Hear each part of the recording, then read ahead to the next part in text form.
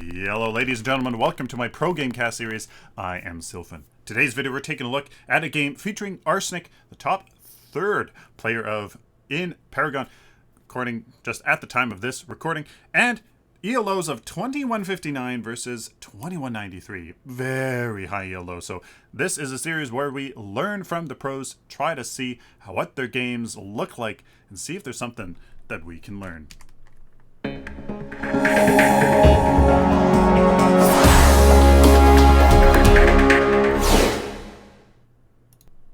Here we are, ladies and gentlemen, in game with the pros. On this orange team, we have Hurricane on Gideon, Survivor on Sparrow, Snowy Backs on Kwong, Aikido on Muriel, and Proficiency on Iggy and Scorch. In a pro game, this is going to be something. On the blue team, we have Ram Riddles on Muriel, Bricks on Decker, Agu, I'm just going to call him Aju on Kwong, Arsenic on Gadget, and Nas on Sparrow. Out of this, who wins the team composition award? I would say of all the team compositions out there, these are definitely some very interesting compositions. Orange team has Iggy and Scorch of all people, and only one fighter, Kwong, while the blue team has two supports, a Muriel and a Decker, and one fighter for the Kwong, and then the Gadget for the caster. I mean, this really interesting team compositions here for both teams. So this is going to be really, really interesting to see exactly what happens. For early game builds here, Ram Riddles is going to be, looks like she's going to be, yes, here in this off lane for the blue team. So that is why she's getting the healer token, absolute must, plus a health potion to make sure that she stays alive. Bricks is going for the Lord's Ward, easy start for a support there in the safe lane. Kwong's going for the Guardian's Scythe. Yep, if you are fantastic with the kiting of those jungle minions, you can definitely get away with this Scythe. Plus, Kwong has that. He has that lifesteal, which works very, very nice. Arsenic here is also going for healer token and a health potion, as she's going to be here in this mid lane against this Gideon. I like that. I maybe would have gone myself with the mana potion, but I think that health potion is just there to secure her life. So that is really what saves her. So here it looks like a little bit of shenanigans going on. Proficiency as Briggs lands that key stun. Proficiency dodging all of those basic attacks makes it very nice for him to get away. There you go. That is some early game shenanigans. That is the power of that stun from the Decker to make stuff happen. Now Proficiency has to be careful because he's not going to be able to do that again at half health. Looks like Ram Riddles here is going to have a little bit of easier time with a slow from the enemy orange team's Muriel here. It's not going to be as effective as that Decker's stun, so she's going to have an easier time here on and that in her off lane. So again, I find this so interesting that we have this, Proficiency here on Iggy and Scorch. I really hope to see some pretty key things here. Hurricane looks like he is sensing the two-person gank here, and he's definitely being pushed into his lane by Arsenic. So on the orange team here, let's take a look at the builds. Pretty standard for mid lane hero here. Looks like the health potion is definitely much more viable than the mana potion, as nobody's taking a mana potion simply because they want to stay alive, and that health potion is going to help them do that. Again, Sparrow and Sparrow both are doing the same power and some health potion, again, to stay alive, get that sustain in that early game. Maybe that is something that I need to do myself instead of that healer token, simply because maybe they do need that those two tokens, sorry, of power. Snowy Backs on the Kwong is going for a Stalker's Sylphin instead of the Scythe from the blue team's Kwong. So let's see what that means for both teams. Will that mean that this orange team's Kwong is a little bit more healthy than the blue teams, and able to be a part of more ganks? But it looks like the blue team's Kwong not necessarily having all that much issues either. So it's going to be quite interesting. Here comes Snowy Box for a fantastic...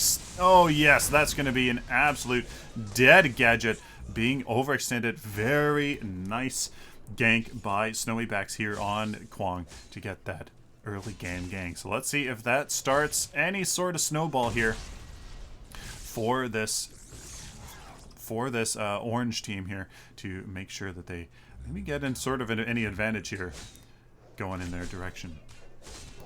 So the orange team here looks like their build's a little bit better of a support build, if you ask me. From Aikido, I like the Shepherd's File just more, and it gives you more versatility to help your allies there in the health regen department, plus the Scout's Ward. I mean, it's not as effective as the Shadow Ward, but I just like that more personally myself. And proficiency here going for straight up Scout's Ward, Mana Potion, Health Potion. Nice versatile build here in the off lane. Will be very nice for him. Starting with the Staff of Adamant, mostly power, a little bit of mana, as maybe that will make his turrets a little bit more effective in this lane. Just kind of help him out to clear these lanes. Really be a nuisance for these offlaners.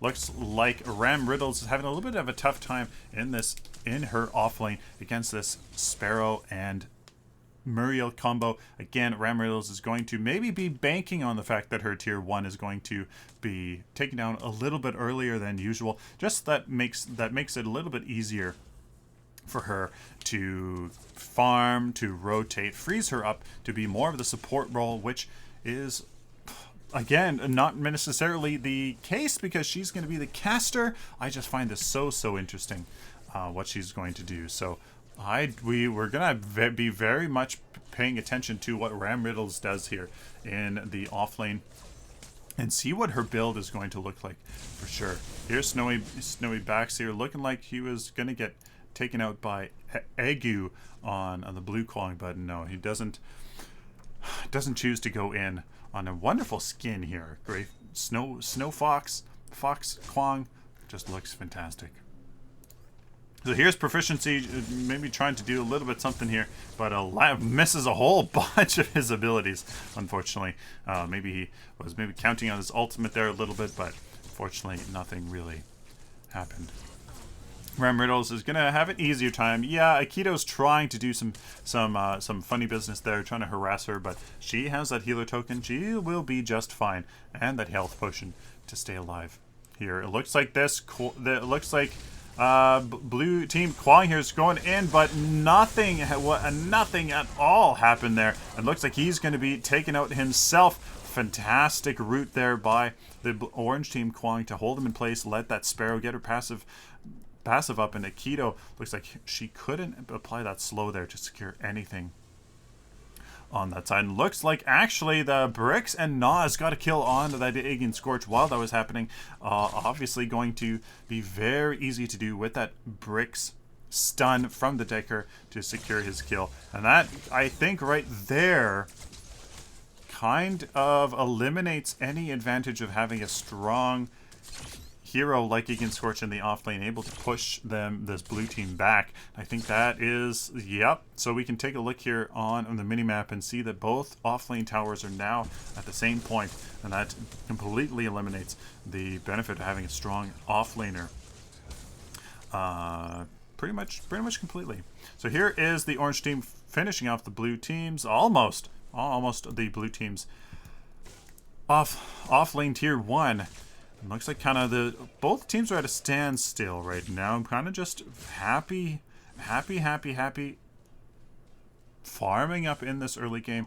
Not too much happened. Both teams' Kwongs haven't necessarily ganked too well. The orange team did manage to get a little bit better of a gank there on that blue team's gadget in the mid lane. But other than that, not much has happened. The blue team's Kwong tried to do a little bit of a gank there on the orange team's safe lane heroes there that you saw, but really kind of backfired on him. He's going to try to go to town on Hurricane, but no, he's doing some funny business there, jumping to get that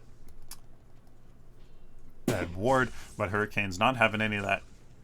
He's just going to back up, play it easy. Looks like Arsenic is trying to go in there on the orange team's Amberlink, and she probably did get that there with her Seek and Destroy. So the orange team's pushing up the enemy's safe lane pretty good, but they do retreat as nothing really happened there. Weren't able to get a pick on Bricks or Nas, as they can retreat fairly easily up there with a stun and the slows from this Decker. Let's take a moment to look at the builds. What have we gone so far? Rem Riddled still hasn't showcased what she is starting off with. Nas, 2 6-point cards already completed in the card power department. Looks like the orange team's doing a little bit of a better job. Yeah, I would say that as Survivor's at 14 with 10s and 112s, or with 11s and 112s, but a little bit spread out here for the blue team. Looks like Shadow Scroll again on the Kwang. I don't know why this is done. The math does not say ability pen until forever down in the build, so I don't know why this is done. I mean, I am not dissing the build necessarily. I'm just providing my own opinion backed by some evidence, at least that I've created myself. So again, if you I don't say that to be hating or anything. Proficiency here has almost a major strike again. Why these top tier players aren't going for 6-point cards to get those fully upgraded bonuses as fast as possible is I'm not sure.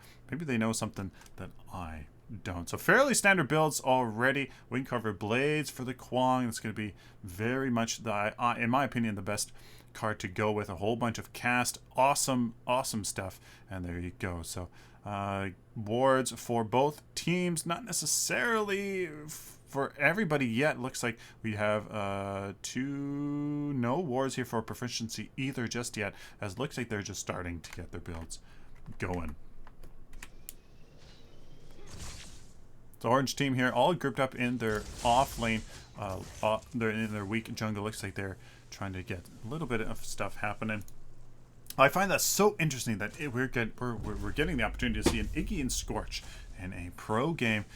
Seeing how this is going to play out here in the laning phase, he definitely was having a easier time holding off the Decker and Sparrow combo until they die, which I think is the issue with Iggy and Scorch, is that escape is really not that reliable. It's really not that effective either. So unfortunately, that did lead to his death there in this off lane a little while ago. Looks like the laners here have switched, as the orange team is now going to have a little bit of an advantage. Their offlaner is going to meet the blue team's offlaner, and it's going to be a 2v2 here in this orange team's off lane. Not necessarily a advantage for the orange team, just because their very important duo is going to be is going to be a little bit more at risk, just because of that gank potential here through the off lane fog wall. But looks like the Kwangs are going at it here. Snowy Backs does land the root, waiting for there. He does use his ultimate to apply that slow and that damage, but looks like the blue team's Decker is fantastic ultimate. There's the blue team's there's a blue team's Sparrow going to town, but looks like actually she can't do it here for this orange team, or for her team. Actually, yes, she can. Pardon me, that is the orange team's death, as the orange team is now splitting. Looks like the Muriel did end up getting a kill there, and oh boy, there's a little bit of an advantage, but there's the strong split push by Iggy and Scorch to make a bit happen here. Look at this damage here on this tower.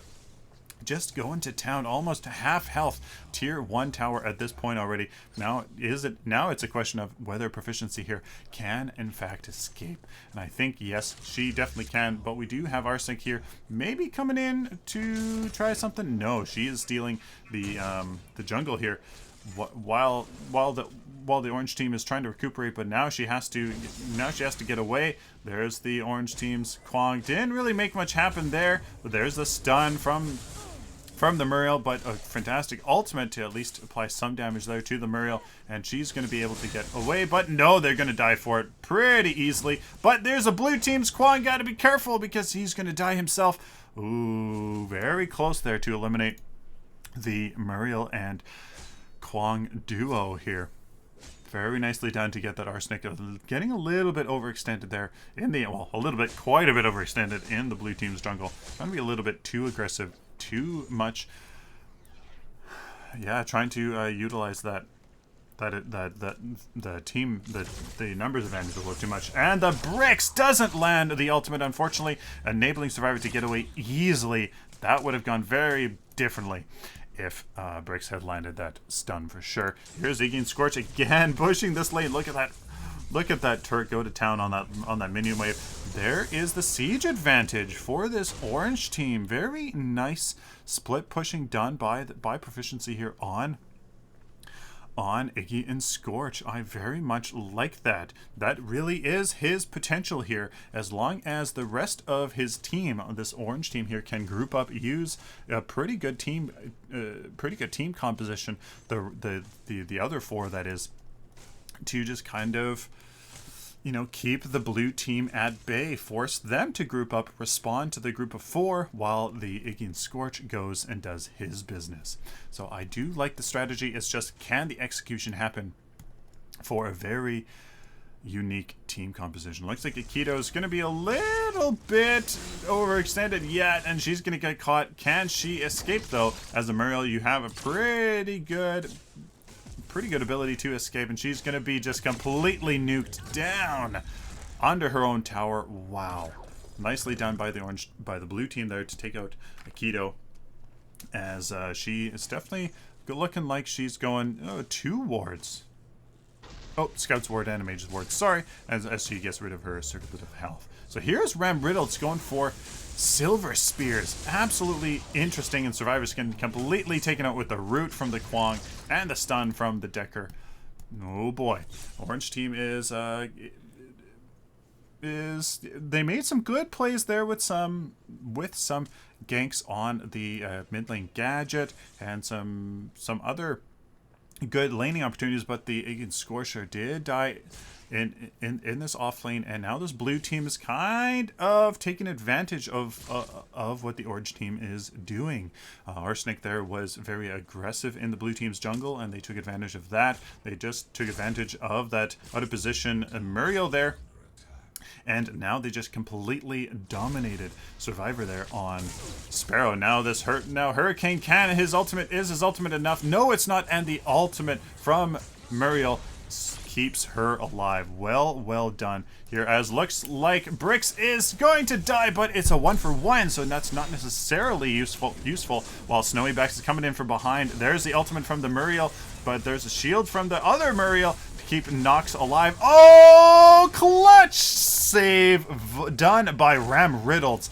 Fantastic to keep that Sparrow alive just a bit longer to turn the tide of this battle, and now the orange team is just retreating, as they are forced to are forced away. The sustain from this blue team is just too much. The Ram Riddles and the Decker is proving too much for this orange team to handle, because Iggy and Scorch isn't necessarily such a strong team fighter. The sustain from the blue team enables them to overpower the orange team. So as you can see here, it's going to be a very interesting back and forth between these two team compositions. The orange team is going to have a much easier time split pushing, just simply because they have that Iggy and Scorch. If they let him do that, they're going to have hopefully a fairly easy time. But again, the blue team has so much sustain with this Decker,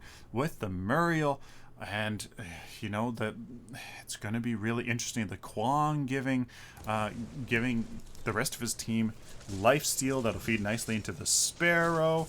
I mean, it's going to be very interesting to see how this all unfolds. Ram Riddles there going for some Silver Spears for a little bit of damage. The health regen is going to be quite nice, give her some sustain for sure. And Tempered Blade with the Minor Guards. Very interesting. Sage's Ward for some power. Shaman's Drink for some more sustain for the mana regen and the health regen. Very much sustain focused. I find that very interesting. Why the focus on sustain when you are arguably a caster substitute? So it's going to be interesting. Maybe that's how they're going to be. Maybe that's how they're going to be focused on. So here's Aikido getting focused down. There is the only support for this orange team being taken out. Now this orange team needs to use their high damage composition to take advantage of somebody, but no, can the orange team do it? No, the orange team can sustain through it. And looks like Survivor here is the only one for the orange team left alive, as they can't out sustain this blue team. The blue team has too much potential here to just nuke, to sustain through the orange team's nuke that they kind of don't even have because of the Icky and Scorch. So again, here is Survivor trying to just bait this Muriel into getting killed by the tower. But again, Ram Riddles with that health regen and her potions and whatnot can just stay there, and then what damage she does have is pretty darn effective. So I find this a very interesting display of unique team compositions being pitted against each other. What an interesting game. So again, the builds here, the Kwang's going high amounts of damage, high burst, definitely a high burst composition to try to nuke down somebody here from the blue team. But they have definitely the composition to counter this Kwang because of the shields from Honor the Pure, the shields from Muriel. This Kwang is going to have a hard time nuking anybody down. If the blue team can just get a read on where the Kwang is going, he is basically going to be nullified.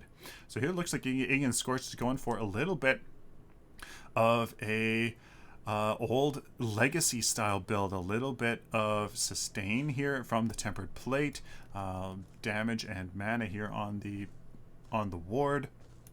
Very interesting. We're gonna have to see how that turns out for the Iggy and Scorch. It looks like Nas is going crazy with the damage and the attack speed, which is definitely very much viable now. And looks like the Kwang was taken out there. We can definitely go back and see what happened there. As looks like Snowy Backs was jungling in his own jungle, but this blue team had excellent game sense here to go. And there's the fantastic ultimate and root. Well played indeed to get the pick here that this orange team arguably, well, it doesn't need, but if the orange team's going to have any chance of bursting somebody down, that's going to be what it is. Proficiency again getting taken out here. Nice dodge from the of the Decker stun. And that does enable him to get away. Here's Aikido, not the one you want to be defending a lane, and looks like he's going to be pressured out here a little bit.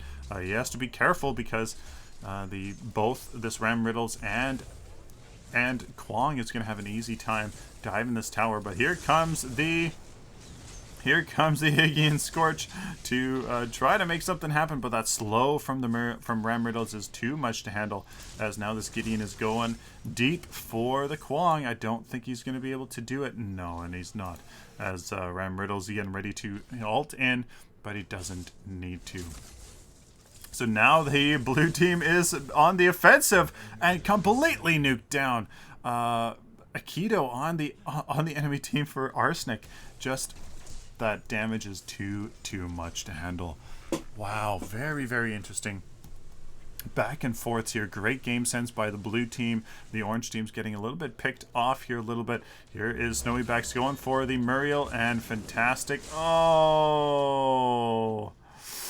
looks like he is getting a little salty, if you ask me. That was probably a little bit of a display of some frustration, as this would be quite a frustrating time for me as well. As we can see, 14-6 for this blue team, able to outsustain. Smart, very smart gameplay from this blue team, being able to get some good picks off of the orange team, catch them out of position, and just kind of win the battles here. The orange team doesn't have the burst, again, like I've been saying, to kind of take away one of these support heroes, or just sustain their sustain, as it's just too much. Here's Hurricane again. Let's see if they can get a kill on the Decker. No, they can't do it, as a follow-up from the rest of the team here wasn't enough. Aikido not able to get any sort of movement speed upgrade on her buff, pardon me, on the Sparrow on the Gideon. My goodness, it's such a different game. I'm finding it hard to really kind of commentate over this because it's really so out of the ordinary that I really don't know what to say, to be honest with you. Here's Proficiency coming up against Ram Riddles. The sustain is going to be really real here for Ram Riddles, and the damage as well is not going to be a joke for her either. And she's just going to be able to very easily farm. Look at that little bit of damage on Proficiency. It's not too much, but again, Ram Riddles is just going to have an easy peasy time here. Kind of split pushing this lane, winning in at least in some part the siege department, and then being able to join in on the fray with her ultimate. We're going to go back and see this Kwong here getting taken out. Looks like, yeah, Snowy Backs has been just kind of collapsed on, and the stun from the Decker is just too much to let that. Is just too much for the Kwong to handle, not able to escape at all. So again, there's a little bit of a better game sense by the blue team, converging on the orange team, getting some certain picks on them. Definitely looking like the blue team is just definitely making their build work much better than the orange team. They are rallying. They are definitely playing together a little bit better, using their very unique team composition to a much advantage. Here's Hurricane getting nuked down by the blue team's Kwong. Nicely done. There you go. And the Proficiency doesn't stand a chance, as the rest of his team couldn't rally due to poor numbers advantage. There's Aikido getting just taken out by what damage the blue team does have. Oh my goodness. Just being stomped as the blue team here splits up to split push the Sparrow here. Nas is going to be an easy time pushing down this lane, getting that farm as the blue team here rotates right lane to get this tier 2, pardon me. Oh my goodness. Oh my goodness. Dominant display by the blue team. It's such an interesting team composition. We take a look at the builds here. This Kwong is going complete nuke, which is going to work very well because of the. Oh, sorry, my apology. Here's the blue team. He's going for complete sustain damage through the attack speed and the power. So I find it very interesting that we have the contrast between the blue team's Kwong and the orange team's Kwong here.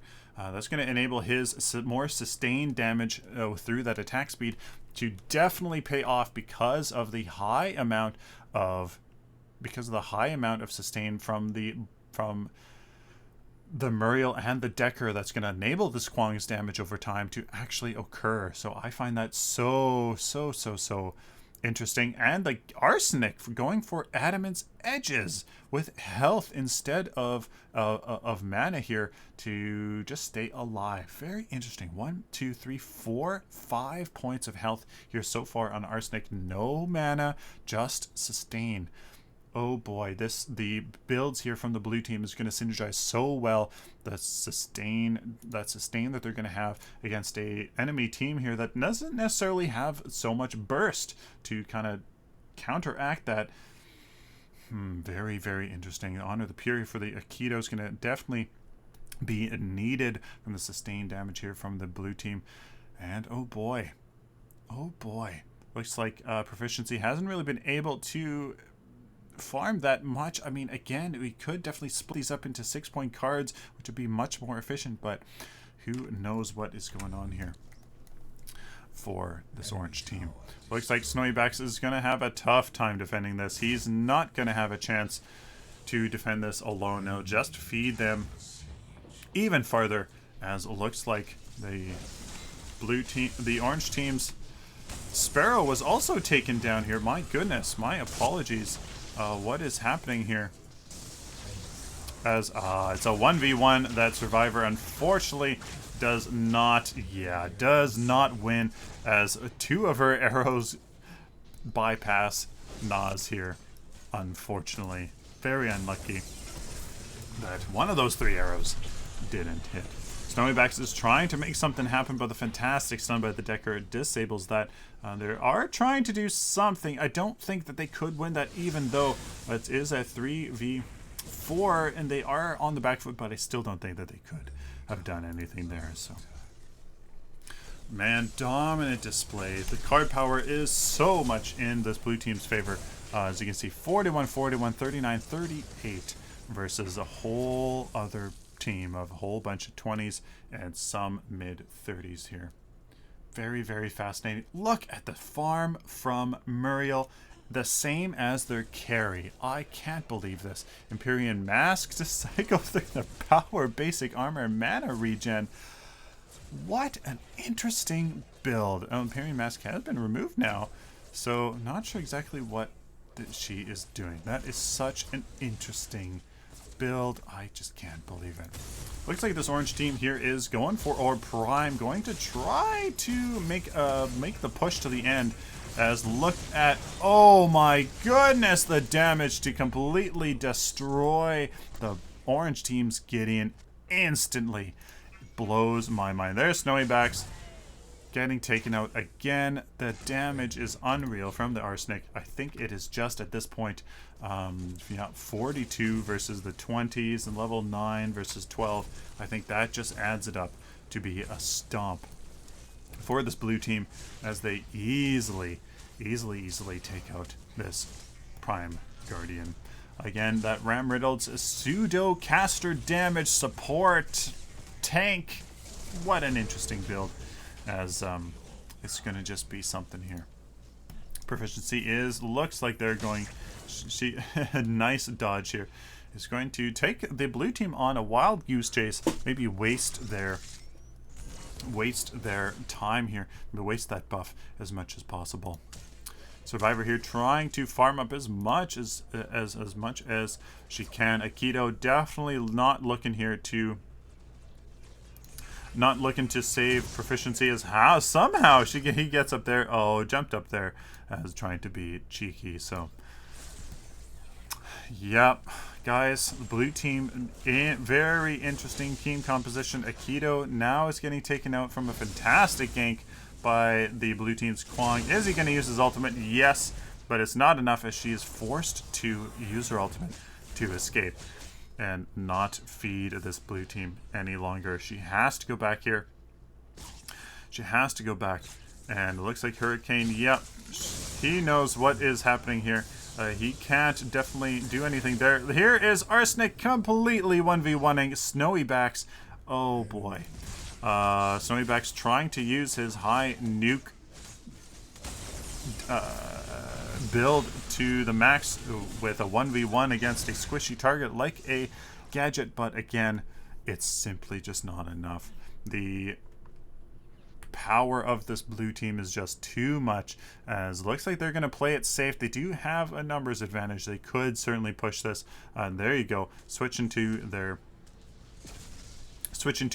left lane to get with the huge minion group to push for the win, I do believe. Look at this fantastic ultimate from the Gideon, and looks like that is going to be a two-person pick for the orange team, but not enough at all. What a dominant display from this blue team. Oh, we're gonna have to take a look at this build, guys. Ram Riddles on this Muriel, so interesting, absolutely interesting. Honor the Pure, spiked bone plate, Sage's Ward, a tempered plate, whole bunch of minor guards, silver spears for the cast, for the early game damage. My goodness, Honor the Pure to be still a support here for the friendly team, for the blue team rather, but Bricks does still have that Honor the Pure. So I find this so interesting, guys. I am going to figure out this kind of build here and do one my own, because this just blows my mind how effective it is. 5-0 for a Muriel. Oh my goodness. Oh my goodness. Bricks here looking like just purity censored Tempest Pearl. Yep, that's a pretty traditional support build if you don't ask me. Very nice. Kwong here going for a very much fighter build, not like this. Snowy Backs here on the very nuke type. This is definitely going to be much better because he does have the sustain from the Muriel and the Decker to do that damage over time, which that attack speed is a little bit more inclined to do. Arsenic again with that mana, little bit of mana here on the Staff of Adamant, mostly health of all things with the Blink Charm, even more sustain. I think that is the theme of this blue team's might. I don't know if this was a 3, 4, 5 person stack, but the synergy in their builds leads me to think that is indeed the case. Nas on Sparrow, yep, pretty much spot on build here. Not going for a crit bonus card just yet. Interestingly enough, the Blink Charm, yes, absolutely on Sparrow. Definitely need. They're right until the end game if you want to be a hyper carry, but wonderful, wonderful to see. A Hurricane on Gideon again. Definitely interesting attack speed. A Wind Carver Blade. That is really, really interesting to me. Why I chose to do that with the Solaris Reactor. There's that mana regen. Just starting to get it here in this mid game, or arguably late game now, because mana regen does work nicely in the late game. You do have that high amount of base mana pool, but in the early game you do need that mana. So very interesting. The Blink Charm absolutely it just complements Gideon's elusiveness a ton. Survivor here, there's a sort of the altar trying to get a little bit of damage here, but he was probably trying to work on his 6-point cards here, trying to get at least somewhat of a power spike as soon as possible against Sage's Ward. I like that on a carry, just so you can be a little bit more of a team player if the rest of your team isn't necessarily getting those wards. The Kwong there on the Shadow Scroll Kwong, I personally do not like. I don't like this ability pen. It's not mathematically sound. I'm not dissing Snowy Backs or anything. I'm just saying that from the math department, I just simply don't appreciate it. Aikido there, nice support build here. Elder Mage Amulet for a little bit of power and some health. Tune Barrier for that barrier. Again, the math doesn't say barrier for a lot. You need a buttload of health in order for barrier to be good. So very interesting approach here. Proficiency going for pretty much a legacy style build here. No 6-point cards, and this looked like it was going to be a well, the theme here probably a 10-point card, which again, not necessarily don't like either. But there you guys go. What an interesting game! Holy smokes! Guys, let me know down in the comments what you guys thought of this game. The unique team compositions on both sides. This is the second time I have seen a Muriel being played pseudo caster, pseudo tanky something. And boy, I'm really interested to try it out. So guys, please let me know down in the comments what you thought of this game, of the interesting team compositions on both sides. What made this blue team so stomp? What made them stomp this orange team so much? Because, oh boy, was it interesting. Little bit of a hard game to cast. My apologies for the lesser quality of this cast, just because it was just really interesting. Really interesting games that really I had a tough time mentioning anything about. So guys, please like the video if you like it, dislike it, dislike it, share it with the community. Of course, guys, subscribe. If you guys like this content, found it useful, please subscribe so I can do it for you in the future. Till next time, like always, stay optimistic and positive.